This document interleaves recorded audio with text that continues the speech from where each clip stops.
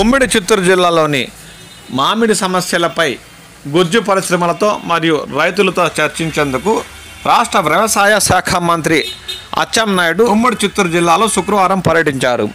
ఈ సందర్భంగా ఆయన పాకల మండలం రైతులతో వ్యాపారులతో దామలచెరువు మ్యాంగో నగర్లో ఏర్పాటు చేసిన కార్యక్రమంలో పాల్గొన్నారు.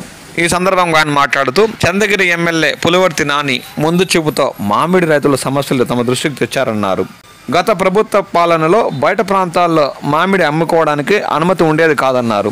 కూటమి వచ్చాక బయట అమ్ముకోవడమే కాక టన్నుపై 4,000 అదనంగా కూటమి ప్రభుత్వం రైతులకు అందిస్తుందని ఈ సందర్భంగా ఆయన అన్నారు.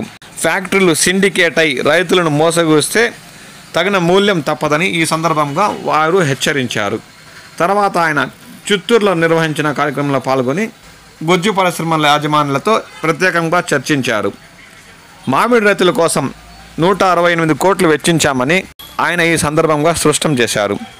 రాష్ట్ర ప్రభుత్వం ఎన్నడూ లేని విధంగా మామిడి రైతులను ఆదుకుంటుందన్నారు. తమిళనాడు నుంచి తోతాపూరి దిగుమతి కాకుండా పకడ్బందీగా చెక్ పోస్టులు ఏర్పాటు చేశామన్నారు. రైతులు నాణ్యత పాటించి పరిశ్రమలకు మామిడిని తరలిస్తే గిట్టుబాటు ధర తప్పకుండా వారికి అందుతుందని ఈ సందర్భంగా ఆయన అన్నారు. ఎన్డీఏ ప్రభుత్వం అధికారంలోకి వచ్చి 1 సంవత్సర కాలం పూర్తయింది. వ్యవసాయ శాఖ మంత్రిగా ఎప్పుడూ ఈ రాష్ట్రంలో రానటువంటి దిగుబడి ఈ సంవత్సర కాలంలో వరి గాని, పొగాకు గాని, కోకో గాని, ఈరోజు మామిడి గాని విపరీతంగా దిగుబడి వచ్చిందని ఆనందం ఒక వైపు అయితే, వచ్చినటువంటి దిగుబడికి రైతుకి సరైనటువంటి మద్దతు ధర ఇవ్వాల్సినటువంటి బాధ్యత ప్రభుత్వం పైన ఉంది.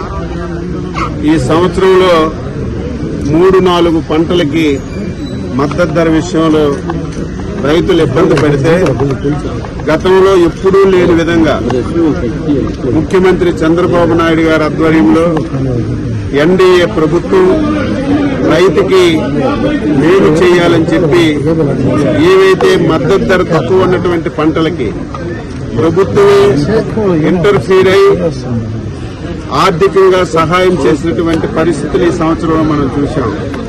గుంటూరులో మిర్చికి ధర తగ్గితే వెంటనే ప్రభుత్వం స్పందించింది.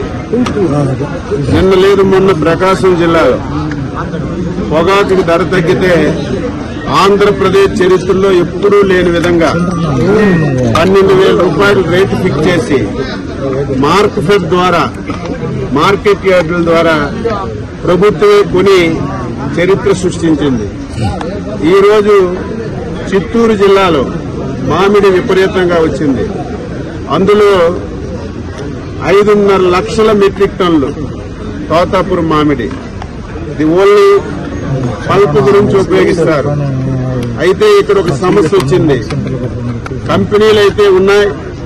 గత సంవత్సరం ఏదైతే పల్ప్ తయారు చేశారో అది వివిధ కారణాలతో ఎక్స్పోర్ట్ కాకపోవడం వల్ల, వీళ్ళ దగ్గర నిల్వ ఉండడం వల్ల ఈ